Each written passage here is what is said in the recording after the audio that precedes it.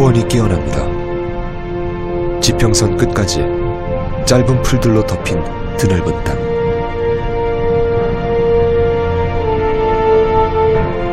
비는 여름철 아주 잠깐 동안의 일입니다.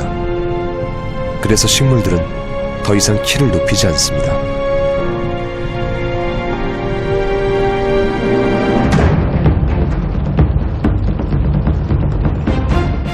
몽골 가젤 무리가 초원을 달립니다.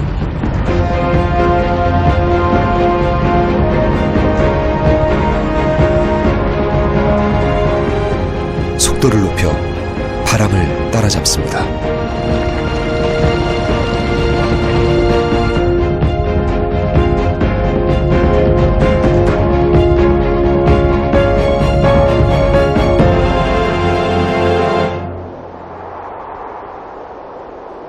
몽골의 동쪽 끝, 중국, 러시아와의 국경지대에 펼쳐진 도르노드 초원입니다. 몽골 가젤은 일생 동안 초원을 떠도는 방랑자입니다. 어디에도 정착하지 않습니다. 다음 이동지를 예측할 수도 없습니다. 분명한 것은 몽골 가젤이 찾아오는 초원은 자연이 가장 온전히 살아있는 곳이라는 사실입니다.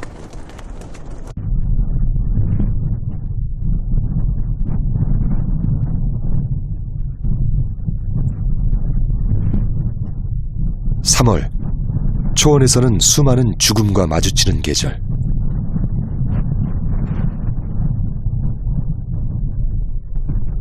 늙거나 아주 어린 몽골 가젤들의 죽음.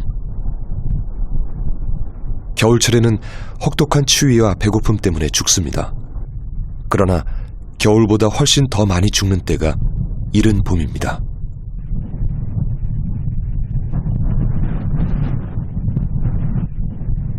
추위를 이기느라 약해진 몸이 버티지 못해 죽는 것입니다.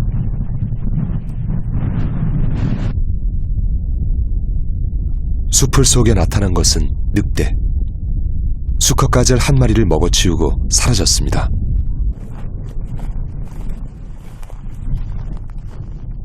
이른 봄의 가젤들은 몹시 굶주린 상태.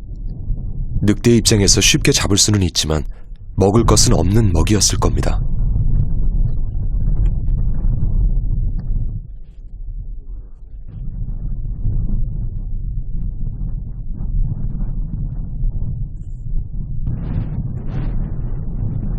부지런히 봄을 맞이하는 것은 낮게 깔린 풀들.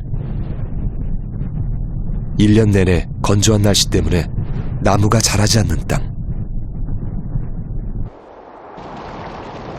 초원의 아래쪽에는 더욱 메마른 땅, 고비가 있습니다.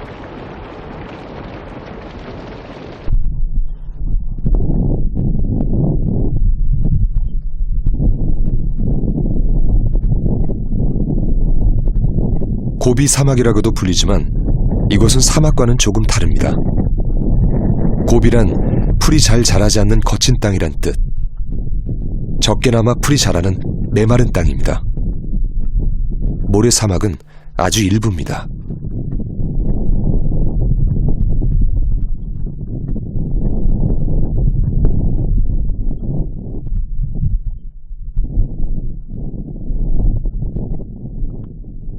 고비에는 건조에 강한 야생동물들이 살고 있습니다.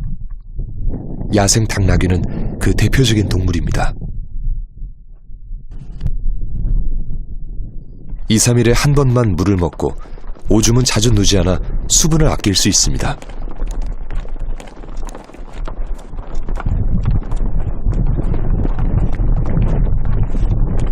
다른 동물들에 비해 거친 풀을 주로 먹는 야생 당나귀. 메마른 땅을 무리지어 옮겨 다닙니다.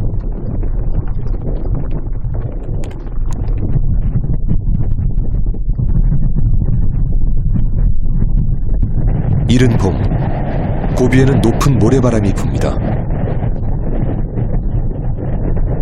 최고 5,000m까지 높이 올라가는 모래바람은 강한 편서풍을 타고 멀리 이동합니다. 하루 만에 우리나라까지 날아가고 일본을 거쳐 하와이까지 가기도 합니다. 봄철 우리나라를 뒤덮는 황사 중 일부는 고비에서 온 모래입니다.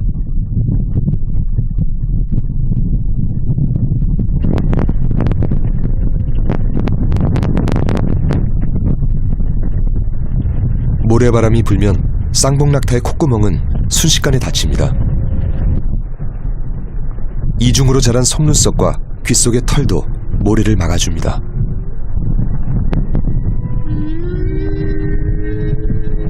쌍봉낙타는 이곳 고비가 고향입니다.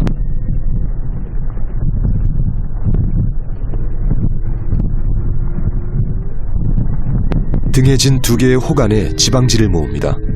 그걸로 물을 만들 수 있습니다. 쌍봉낙타는 물을 먹지 않고 한 달을 버틸 수 있습니다.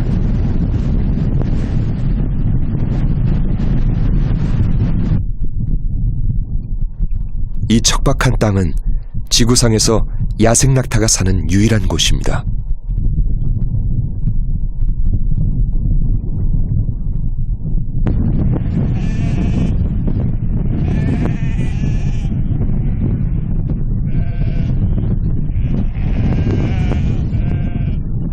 모래바람 속, 아무것도 없는 것 같아도 가축들은 풀을 찾아 먹습니다. 아무것도 보이지 않는 것 같아도 유목민은 길을 잃지 않습니다.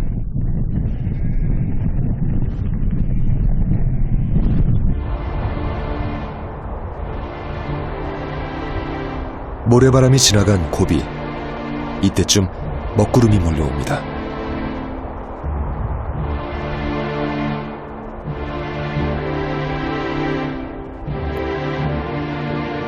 여름이 오기 직전, 사막의 생명들은 이 하늘의 움직임을 놓치지 않습니다.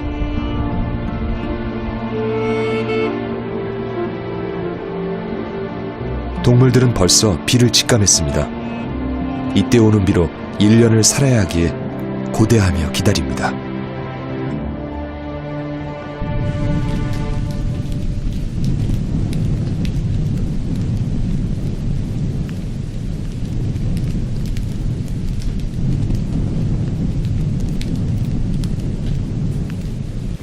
연 강수량 50mm.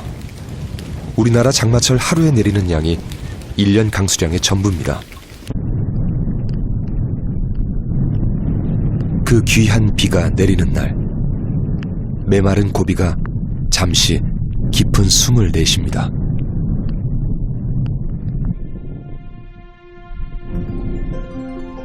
사막의 비는 놀라운 힘을 발휘합니다. 순식간에 꽃들을 피어나게 하는 것입니다.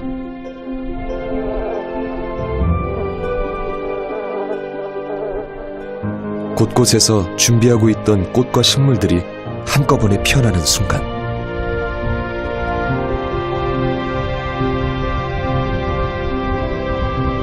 사막은 다른 모습이 됩니다.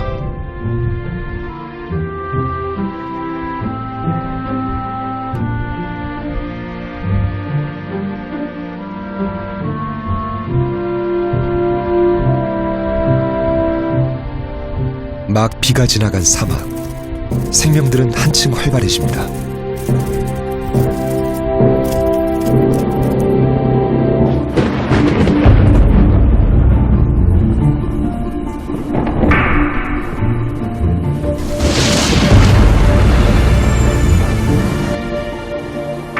초원에도 단비가 내렸습니다. 사막보다는 조금 더 많은 양의 비가 땅과 풀을 적셔주었습니다.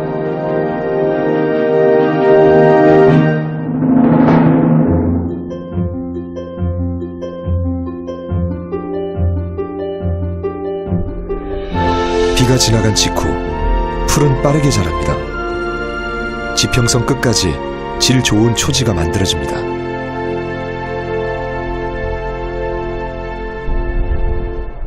몽골 가젤들에게 더없이 풍요로운 땅입니다. 겨울을 이겨낸 자만이 봄의 새싹 맛을 봅니다.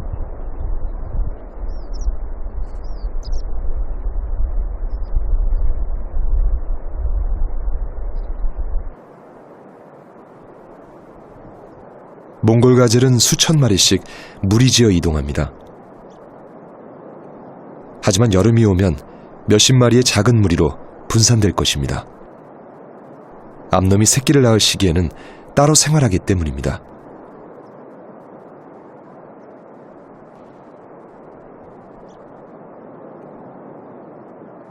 새끼를 낳은 암놈은 멀리 이동하기 힘들다는 점, 모여있으면 힘센 순놈들만 먹이를 차지하게 된다는 점, 그래서 떨어져 지내다가 가을에 다시 만나 큰 무리를 이루게 됩니다.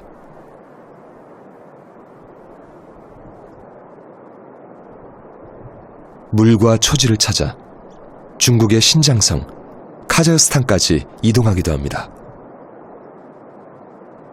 국경은 그저 인간들의 것일 뿐입니다.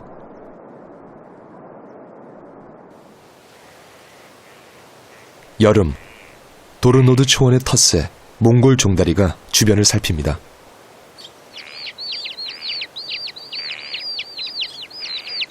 어린 새들에게 가장 좋은 먹이는 초원의 벌레들.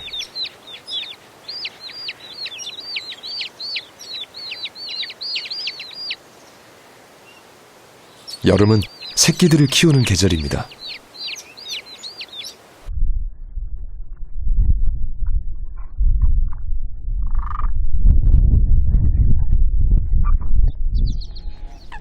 쇠제 두루미는 도르노드 초원을 찾아오는 철새입니다. 인도, 파키스탄 등지에서 겨울을 보낸 후 히말라야 산맥을 넘어 이곳 초원에 도착했습니다.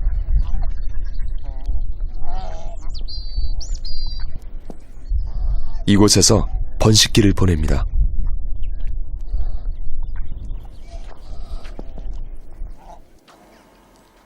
초원에서 알을 숨길 수 있는 곳은 없습니다.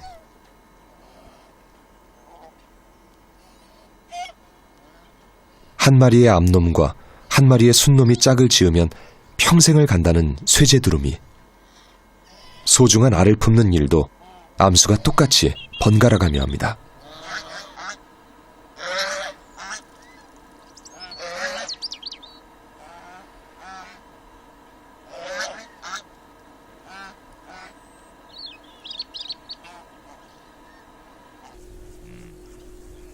초식 동물들은 질 좋은 풀을 먹고 새들은 건강한 벌레를 먹는 풍족한 초원의 여름입니다.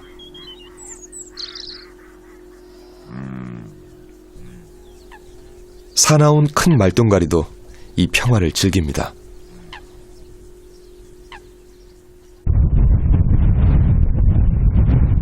갑자기 바람이 세졌습니다. 한 번 오면 퍼붓듯이 내리는 초원의 여름비가 지나갑니다.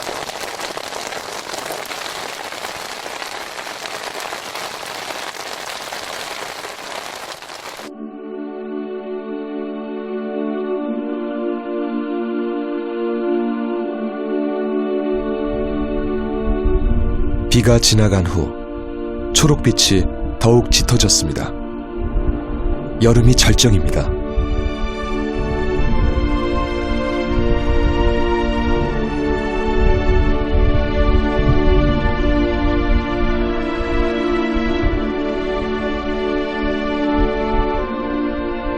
몽골 가젤 암놈들은 한창 새끼를 낳고 기르느라 분주한 계절입니다.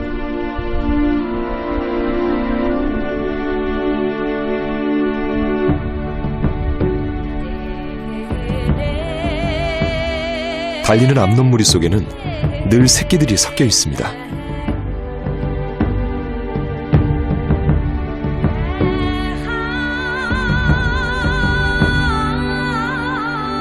갓 낳은 새끼를 풀숲에 숨겨놓았습니다. 몽골 가젤은 태어나자마자 스스로 일어서서 한 발, 두 발 내딛습니다.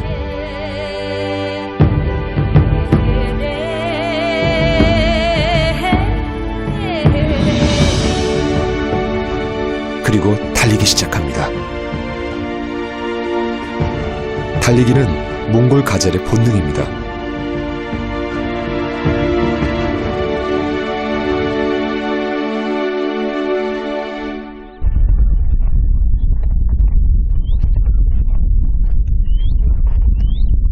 풀숲에 또 다른 어린 것이 숨겨져 있습니다. 태어난 지 이틀 된 새끼 쇠제두루미. 따로 둥지를 만들지 않기 때문에 새끼는 바닥을 딛고 일어서는 힘겨운 동작을 가장 먼저 익힙니다.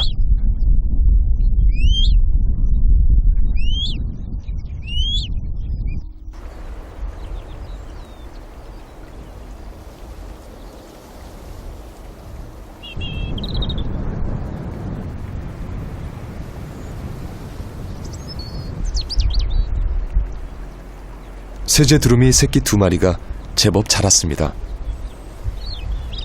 초원을 거닐며 부지런히 먹이를 찾아 먹는 가족. 여름 동안 새끼들이 튼튼하게 자라야 겨울이 오기 전에 함께 히말라야를 넘어 월동지까지 날아갈 수 있습니다.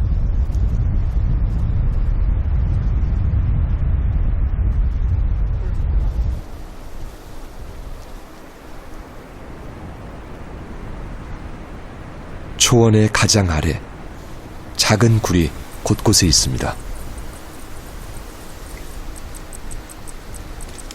브란트 밧쥐가 만들어 놓은 집입니다. 5월부터 9월까지 한 달에 한 번 새끼를 낳는 브란트 밧쥐. 여름 동안 개체수가 부쩍 늘어납니다.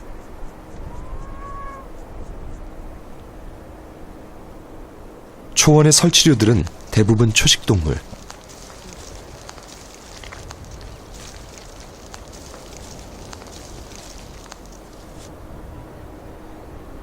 땅다람쥐도 그들 중 하나입니다. 1년의 반 이상 땅속에서 잠을 자지만 풀이 많은 이 무렵은 바깥에 나옵니다.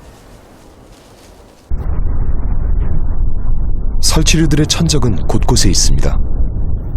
큰 말똥가리도 늘 사냥감을 노리고 있죠.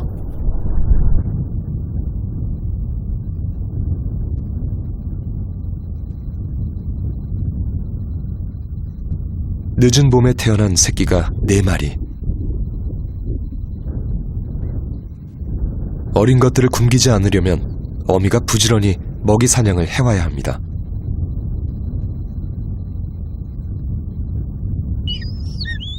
큰 말똥가리는 암수가 함께 새끼를 키웁니다. 둘이서 교대로 먹이를 구해오는 것입니다.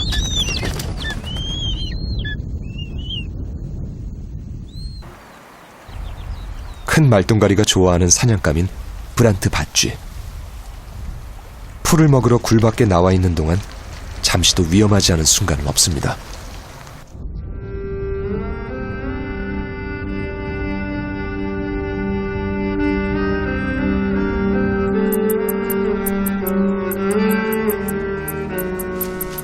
움직임을 알아챈 순간 다른 쥐들에게 위험 신호를 보냅니다.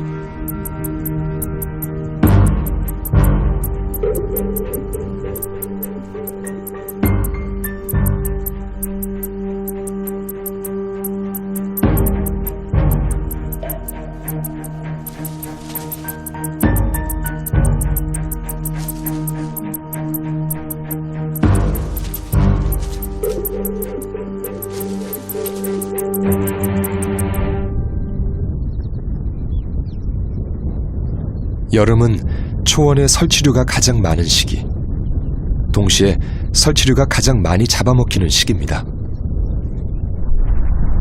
맹금류들도 새끼들을 먹여 살려야 하기 때문입니다.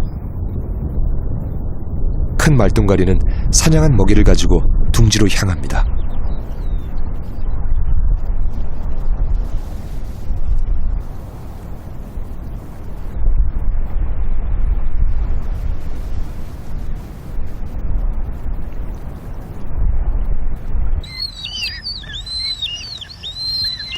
둥지 안으로 들어온 먹이가 유일한 먹을 것인 새끼들.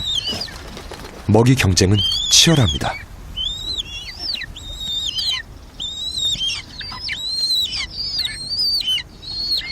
이 경쟁에 끼어들지 못하면 나약해져 제대로 성장하지 못하는 경우가 많습니다.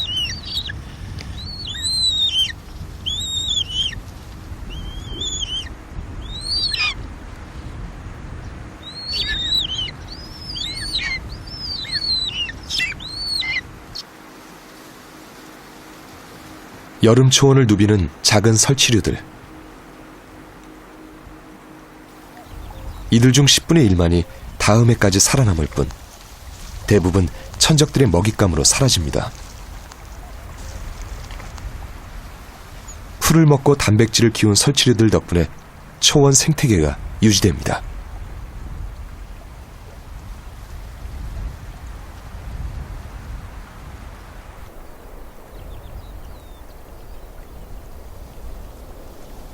초원에서 가장 굴을 잘 파는 동물은 마못.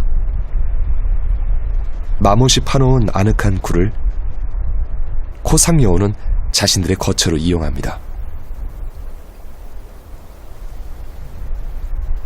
여름이 되면서 굴 밖으로 나왔습니다. 태어난 지 3개월 정도 된 어린 여우들입니다.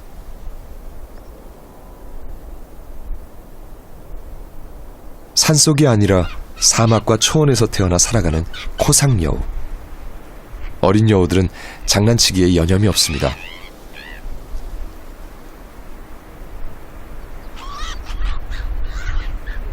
그냥 장난이 아니라 나중에 사냥할 때 아주 유용한 행동들입니다.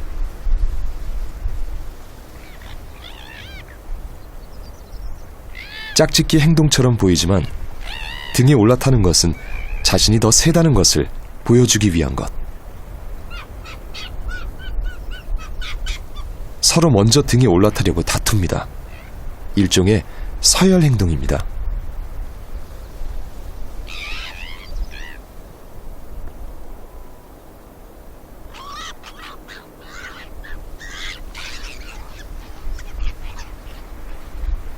굴 밖의 세상은 호기심 많은 어린 것들을 가만히 있게 놔두지 않습니다.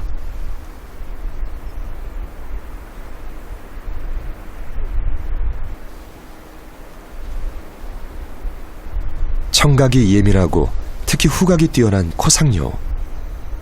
향긋한 꽃내음에 어린 여우는 자리를 뜨지 못합니다.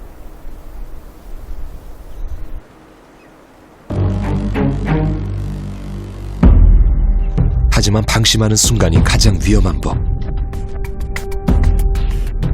검독수리가 나타났습니다.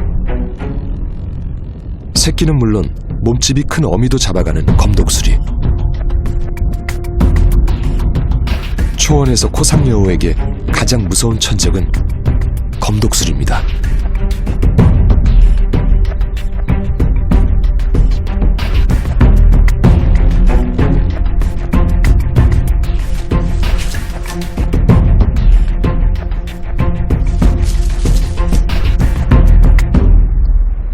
천적 앞에서의 두려움, 사냥감 앞에서의 용맹함.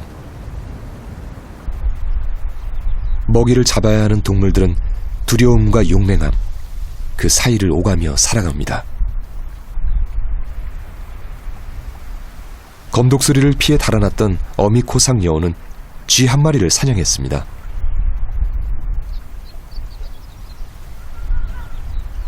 새끼들에게 갖다 주지 않고 땅에 묻습니다.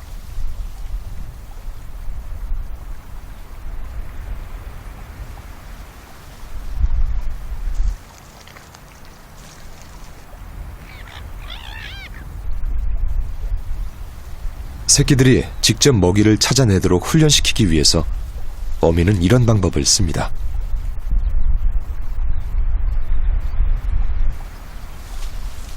어린 코상여우 한 마리가 먹잇감의 냄새를 맡았습니다.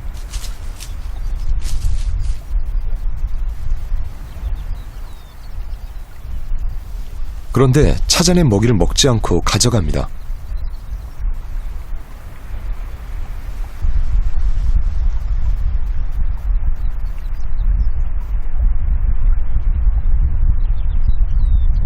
쥐를 던지면서 사냥 연습을 합니다.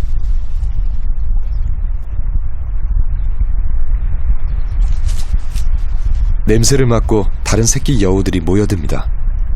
하지만 먹이를 나눌 생각은 없습니다.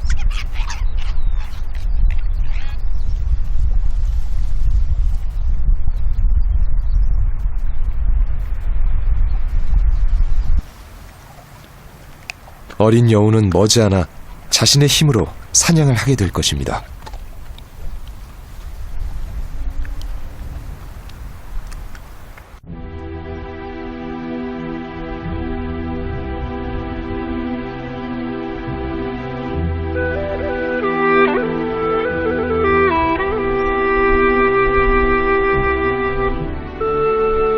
초원의 하루가 저물 때 어린 여우들은 다시 굴 속으로 들어갑니다. 어미는 새끼를 낳고 일주일 정도만 같이 지냅니다. 그 후에는 굴에 들어가지 않습니다.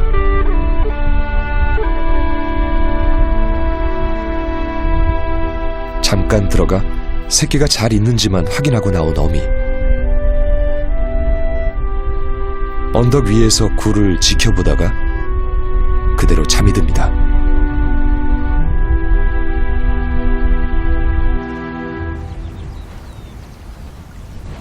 초원의 터줏대감 마못. 먼 데서 오는 바람을 맞이합니다. 다 자라면 토끼의 2배가 될 정도로 덩치가 큽니다. 보기 드문 대형 설치류입니다.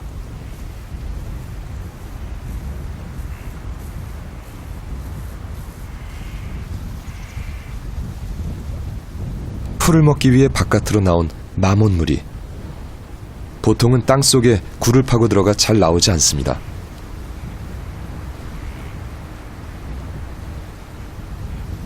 바깥은 마못을 노리는 천적들이 너무 많기 때문이죠.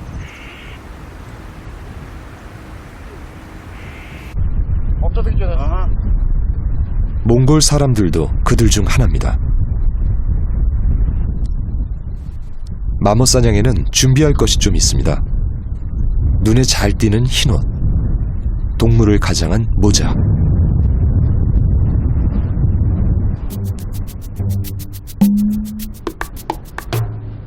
손에 든 것은 흰 말의 꼬리나 야크털로 만든 놀이개. 이걸 흔들면 마못은 동물 꼬리로 착각합니다. 뭔가 싶어 빼꼼히 내다보는 마못.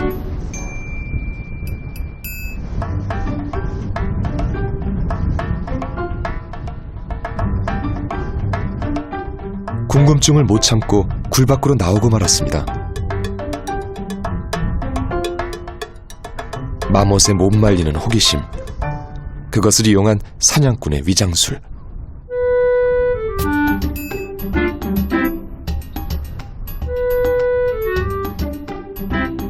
천천히 유인해내 총으로 일격하면 마못 사냥은 성공입니다. 잡아온 마못으로 요리를 해먹습니다. 내장을 꺼내고 살점을 발라내 몸통째 익히는 것을 버덕 요리라고 합니다.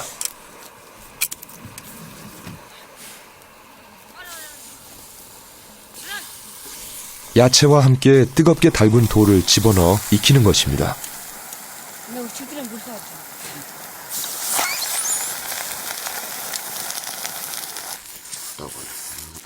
열이 빠져나가지 않게 철사로 단단히 여민 후에 털은 태워 없습니다.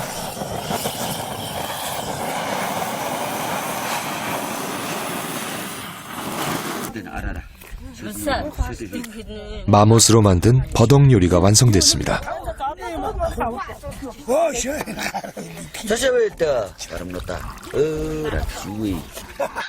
먼저 기름진 국물을 따라내고 한 모금씩 돌아가며 마십니다.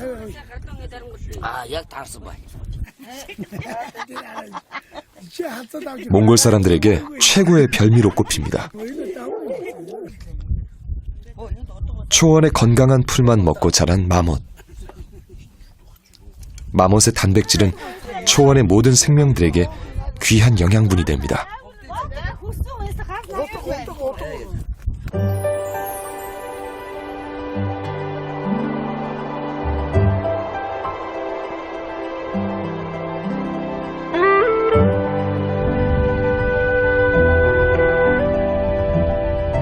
여름의 한가운데를 지나는 고비. 섭씨 50도까지 기온이 치솟습니다. 한 조각의 그늘도 없이 땅은 끓고 있습니다.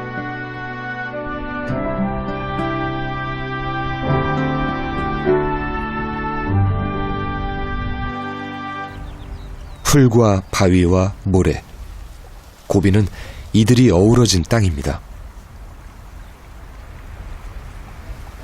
그중 긴 모래 언덕으로 이뤄진 홍고리 넬스 지역. 바람이 실어나른 모래들은 200m 높이의 언덕이 되었습니다. 모래 알갱이들이 날아와 부딪히며 소리를 냅니다.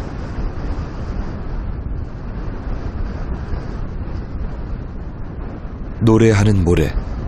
몽골 사람들이 이 모래 언덕에 붙인 이름입니다.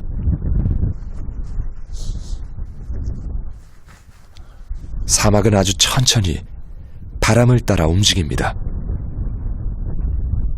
모래 언덕의 긴 곡선은 자연이 그려놓은 사막의 긴 시간입니다.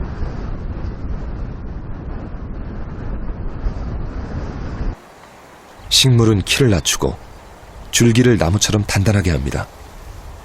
메마른 땅에도 살아남은 식물들이 있어 초식 동물들도 살아갈 수 있습니다.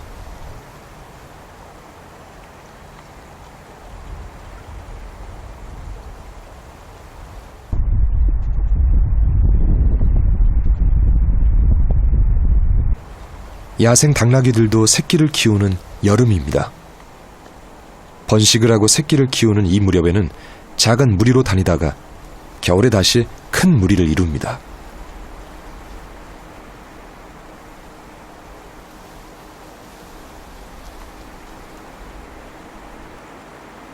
극도로 메마른 땅을 주 서식지로 삼은 강인한 동물.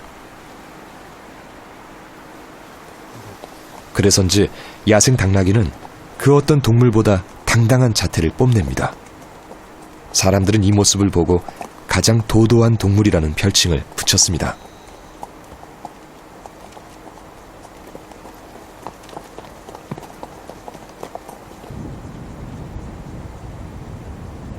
한편 가장 선한 동물로 불리며 사람을 태우고 짐을 운반해온 쌍봉 낙타.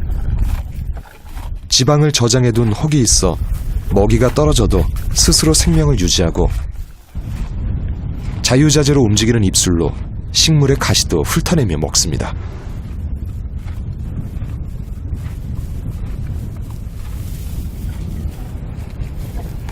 사막에 가장 적합하게 적응한 것은 발입니다.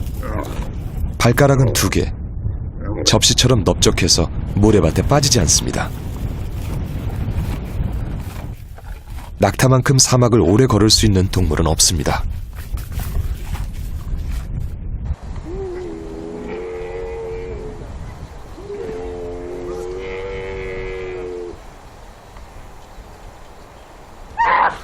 낙타가 토악질을 해댑니다.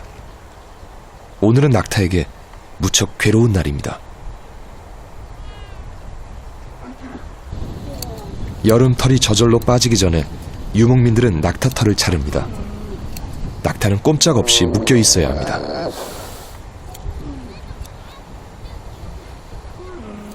젖과 가죽, 털까지 낙타는 유목민들에게 다 내어줍니다.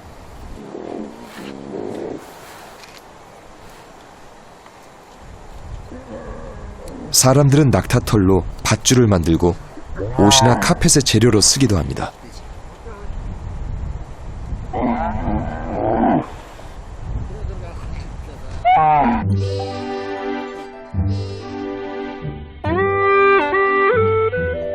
유목민들은 가축들을 데리고 샘을 찾았습니다.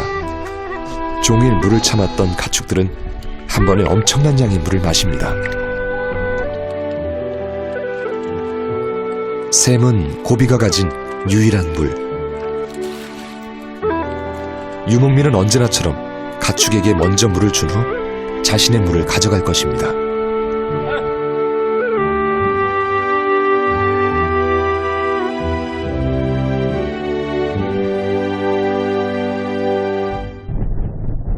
해가 지고 고비의 샘에 나타난 또 다른 손님들. 야생 당나귀들은 멀리서도 물냄새를 맡고 찾아옵니다.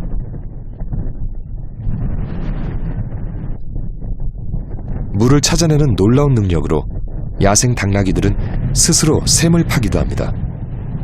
그러면 그 샘을 사람들이 이용하기도 합니다.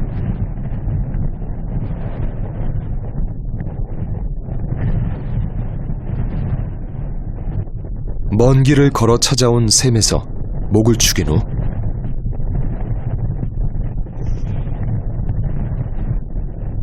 다시 먼지 속으로 되돌아갑니다.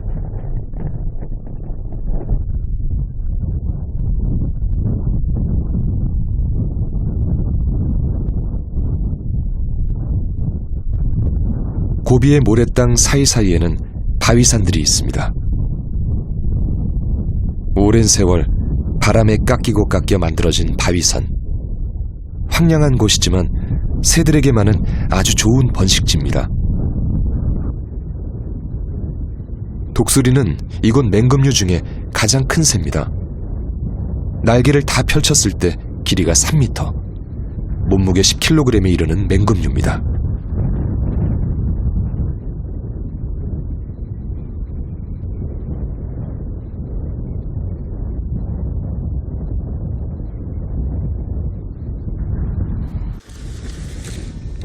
바위산 벼랑 끝에 마련한 둥지. 독수리는 처음 지은 둥지를 매년 보수해가며 한 곳에서 번식합니다. 하나의 알을 낳아 한 마리의 새끼를 키웁니다. 모든 독수리는 하나뿐인 귀한 자식입니다. 하지만 겨울이면 어미와 자식은 헤어집니다. 번식을 하지 않는 어린 독수리는 따뜻한 남쪽에서 겨울을 나기 때문입니다. 바위산 기슭은 고비 아르갈의 오랜 터전이기도 합니다.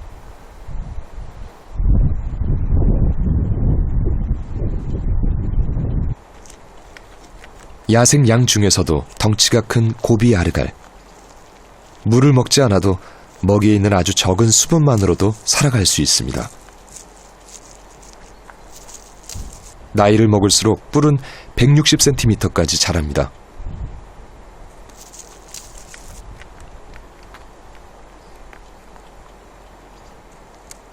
고비 아르갈은 암수가 완전히 따로 살아가는 것이 큰 특징입니다. 모두들 듬성듬성 털이 빠진 모습. 여름털로 갈아입는 중입니다. 바위산을 누비는 고비 아르갈에게도 여름이 왔습니다.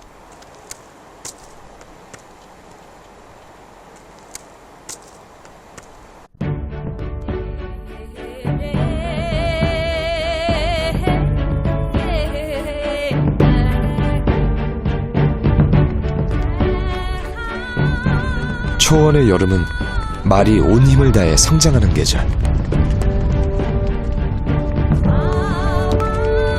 몽골인들은 그 중에서도 가장 빠른 말을 골라 달리고 또 달립니다. 말은 어린 아이들을 태우고 경주에 나갈 것입니다. 7월에는 몽골인들의 축제, 나담이 열릴 것입니다.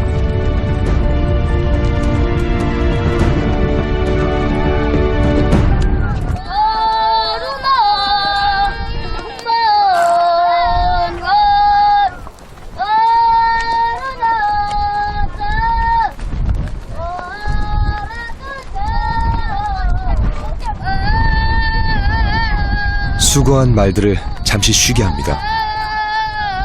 크게 원을 돌며 말도 사람도 숨을 고릅니다. 대부분 10살 미만의 어린 나이. 승마경주는 몸무게가 가벼울수록 유리하기 때문입니다.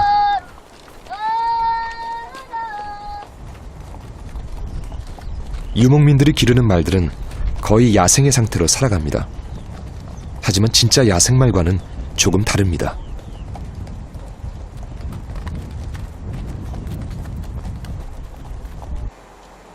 몽골에는 진짜 야생말이 살고 있습니다. 빳빳이 선 갈기가 멋진 프로제발스키 말. 1800년대 이 말을 처음 발견한 러시아 동물학자의 이름을 붙였습니다. 이들은 한때 야생에서 완전히 사라졌다가 다시 복원된 역사가 있습니다. 1992년 유럽의 동물원에 있던 야생말을 데려와 복원시킨 것. 이들은 석기시대 동굴 벽화 속 말의 모습과 가장 가깝습니다.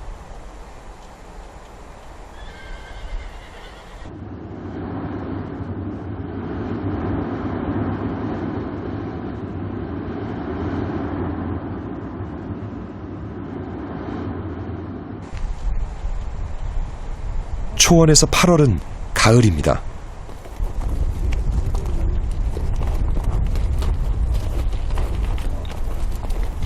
풀어놓았던 말들을 모으느라 분주한 유목민들.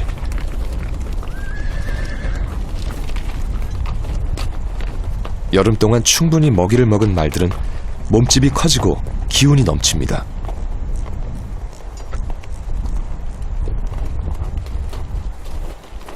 오늘은 말 한 마리를 골라 길들일 생각입니다. 타고 다닐 수 있는 말을 삼기 위해서입니다. 오르가를 뻗어 재빨리 말머리에 걸어야 합니다.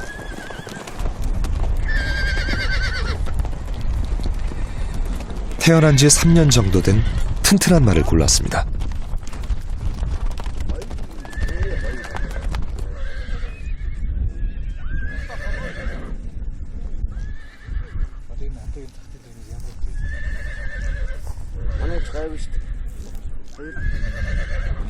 거의 야생 상태로 살아온 말, 순순히 제압당하지 않습니다.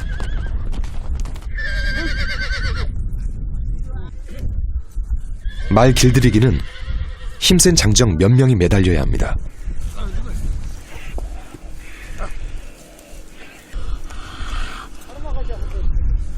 말을 붙잡으면 먼저 재갈을 물립니다.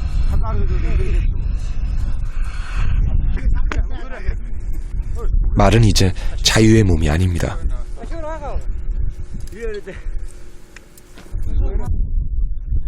본격적으로 훈련을 시작할 차례.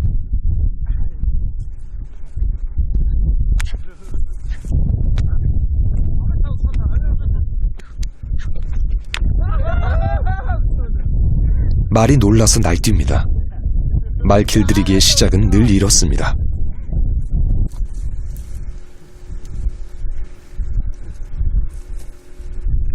지켜보던 고수가 직접 나섰습니다. 이렇게 길들여진 말은 유목민의 발이 되어 평생을 함께하게 될 것입니다.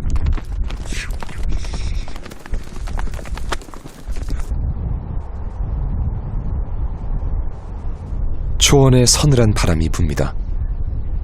가을이 깊어졌습니다.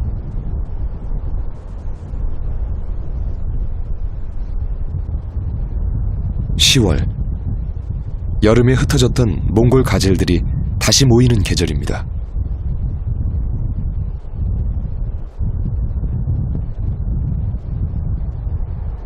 번식기를 맞기 위해 암수가 다시 모인 것. 한때 2만 마리까지 모이기도 했지만 지금은 한 무리에 수천 마리 정도로 그 수가 줄었습니다.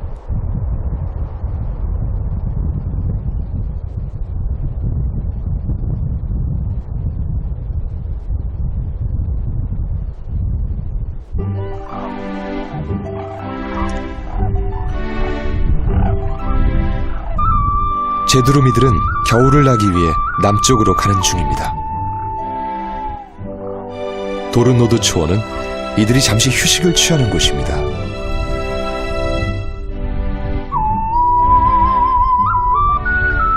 멀리는 우리나라와 일본까지 가야 하는 긴 여행. 중간중간 체력을 보충해야 합니다.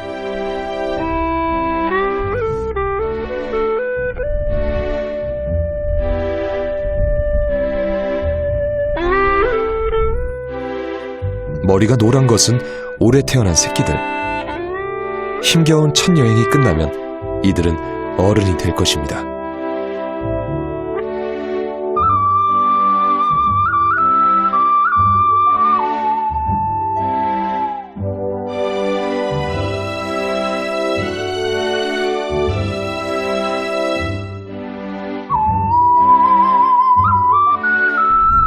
제두루미 떼가 다시 날아갑니다.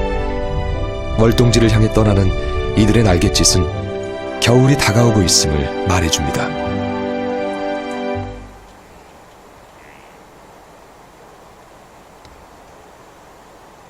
초원이 끝나는 곳은 숲이 시작되는 곳입니다. 몽골 동부에 자리한 헨티 산맥의 한 자락. 대부분 침엽수들로 빽빽한 숲. 이 숲은 시베리아와 맞닿아 있습니다.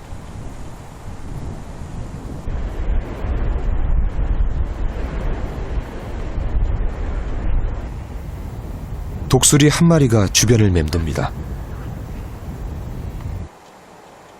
풀이 쓰러진 곳에서 발견된 것은 핏자국. 무슨 일인가가 벌어진 모양입니다.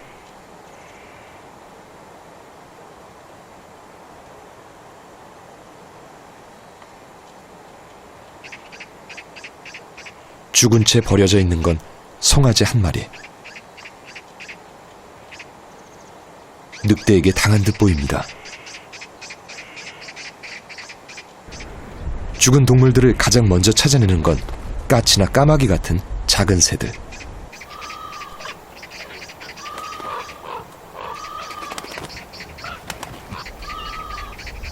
여기에 털발수리 한 마리도 가세합니다.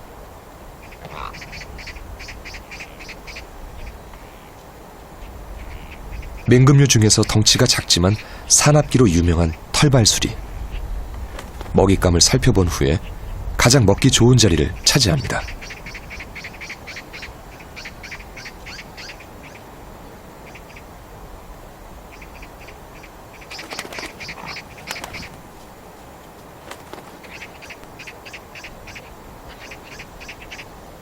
하지만 배고픈 작은 새들도 지지 않습니다. 덩치에서 크게 밀리지 않는 상대이다 보니 털발수리가 차지했던 자리를 다시 빼앗아 버립니다.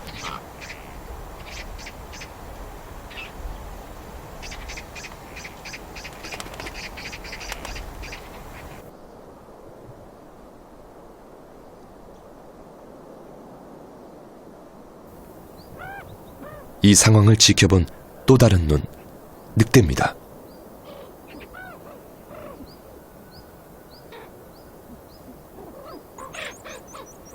늑대가 낮의 모습을 드러내는 건 흔치 않은 상황. 혼자 나타난 걸로 봐서 외톨이 늑대입니다.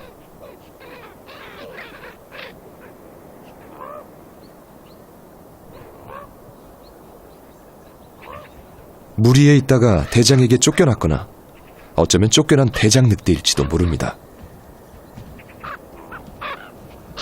꼬리를 다리 사이에 넣은 모습, 몹시 긴장하고 있는 것입니다.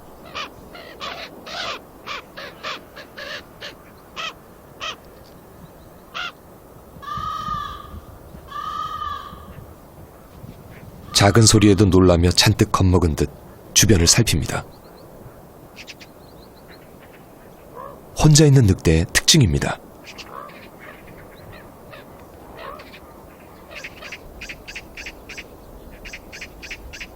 자신이 잡은 송아지지만 현장은 이미 낯선 상황. 머뭇대다가 결국 다가가지 못합니다. 오히려 더 멀리 가버립니다.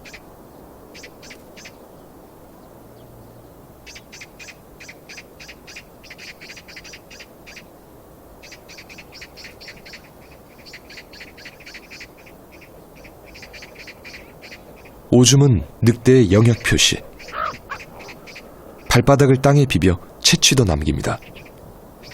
다른 늑대들에게 신호를 남기는 행동입니다.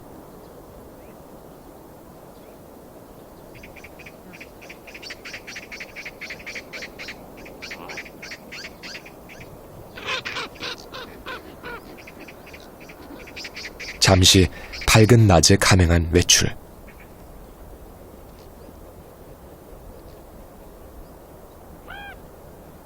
외톨이 늑대이기에 힘을 과시하지 못한 채 돌아갑니다. 헨티의 숲에 다시 몸을 숨깁니다.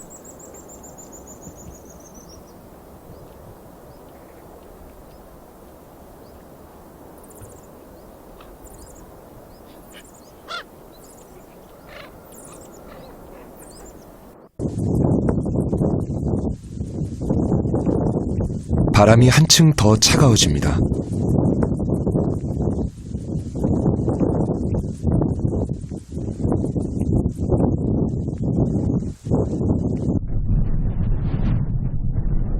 갑자기 쏟아진 눈. 겨울은 늘 이렇게 들이닥칩니다.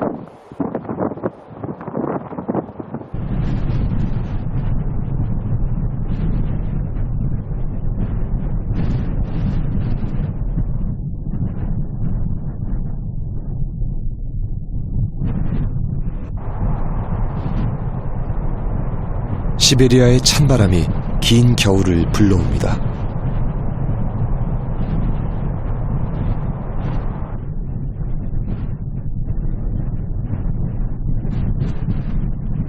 도르노드 초원의 풀들은 흰 눈 속에 묻혔습니다.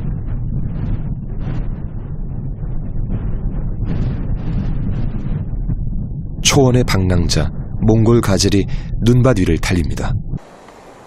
거대한 무리를 이루고 혹독한 계절에 대비할 때입니다.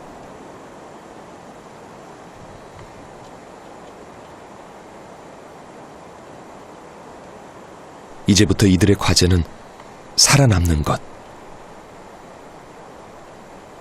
추위와 배고픔을 이기는 것.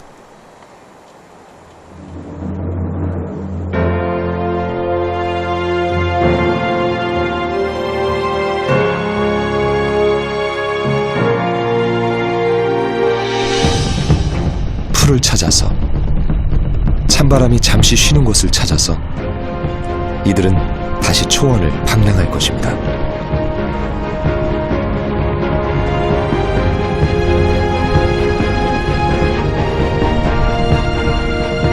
몽골 가젤 무리가 얼어붙은 초원을